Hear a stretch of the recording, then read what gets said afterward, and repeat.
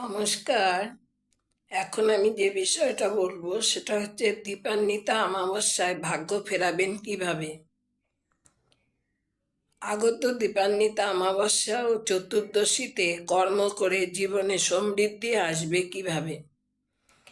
কালী কালহরণ করে কলিযুগে এক ও অদ্বিতীয় মহাশক্তি ব্রহ্মময়ী কালিকা।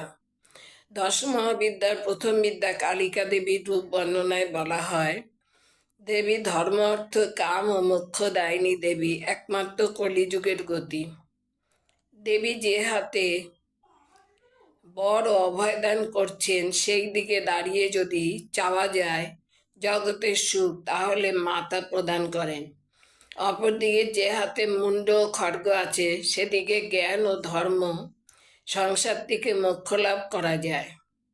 এই চতুর্দশী ও অমাবস্যায় কি করলে আপনাদের সকল বাধা বিপত্তি কাটবে তা আলোচনা করছি।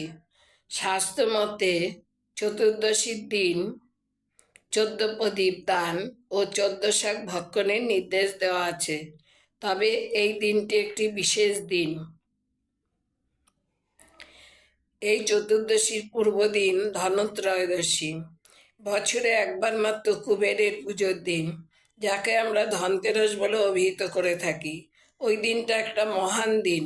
প্রত্যেকে বলবো ওই দিন ধাতব কোনো জিনিস, হলুদ করি, ময়ূর পালক ও হলুদ কিনতে পারলে অভাব অনটন দূর হয়, গৃহে লক্ষ্মীর চিরবাস হয়। যারা অনৈতিকভাবে দুর্বল, বারবার চেষ্টা করা সত্ত্বেও কোনো ভালো ফল পাচ্ছেন না, তাদের বলবো ওই দিনটা যদি একটি আয়না বা আরশি নতুন কিনে গণেশ ভগবানের সামনে বা শিব দেবতার সামনে রেখে সারা রাত প্রতিবিম্ব দেবতার আয়নায় প্রতিফলিত করতে পারেন, তার সঙ্গে সুগন্ধি তেল দিয়ে যদি প্রদীপ প্রজ্বলন করে এবং ধুনা, গুগ্গুল, লালচন্দন গুঁড়ো, চিনি বা মিশ্রি সঙ্গে ঘি দিয়ে যদি বাড়িতে ধুনো দিতে পারেন, তাহলে বাড়ির অলক্ষ্মী দূর হয়ে লক্ষ্মী লাভের পথ পরিপূর্ণ হয়।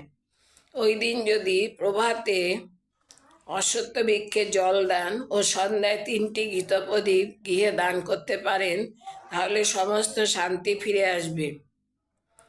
বছরে একবারই আসে দীপান্বিতা অমাবস্যা। ওই দিন বহু কর্মের দিন। ওই দিন যদি যে কোনো কর্ম করা হয় তাহলে অচিরে সকল কার্য ও মনোরথ সিদ্ধি হয়। ওই দিন উপবাস থেকে দেবীকে যদি পূজা দেওয়া হয় তাহলে দেবীর কৃপা লাভ অবশ্যম্ভাবী। ওই দিন সাধক নানা মন্ত্রে সিদ্ধি লাভ করে। তার মধ্যে একটি পদ্ধতি বলছি, যে পদ্ধতি করলে অচিরে সর্বসিদ্ধি লাভ হয় এবং সমৃদ্ধি ও আর্থিক আনুকূল্য ব্যাপকভাবে বৃদ্ধি পাবে। তবে এই কর্ম করার পূর্বে সাধককে মূলত গুরু বা পুরোহিতের পরামর্শ নিয়ে কর্ম আরম্ভ করা উচিত। আমি আজ বর্ণনা করব উচ্ছিষ্ট গণপতি মন্ত্র পূজা, যা কলিকালে অচিরে সিদ্ধ হয়। উচ্ছিষ্ট গণপতি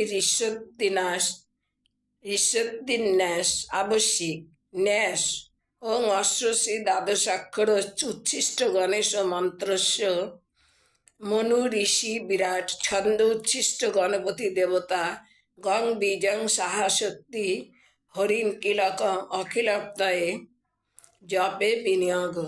ধ্যান মন্ত্র চতুর্ভুজং রক্ততনু ত্রিনেত্রং পাপাঙ্কুশ মোদক পাত্রদন্ত করৈদ্র ধানং সরশিরা হস্য যম সুচ্ছিষ্ট গণেশ সমীভ্য। পূজা মন্ত্র ওং উচ্ছিষ্ট গণপতে নম। জপ মন্ত্র ওং হস্তি পিশাচ লিখে সাহা। প্রতিদিন মন্ত্র 108 বার করে জপ করতে হবে। দীপান্বিতা অমাবস্যার দিন 1008 বার জপ করে মন্ত্র জাগ্রত করতে হবে। এই পূজার নৈবেদ্য হচ্ছে জলপূর্ণ ঘট, ফুল, ঘৃতপ্রদীপ ও সুগন্ধি ধূপকাঠির প্রয়োজন। তবে এই কর্ম করতে হলে নির্জনে কর্ম করতে হবে।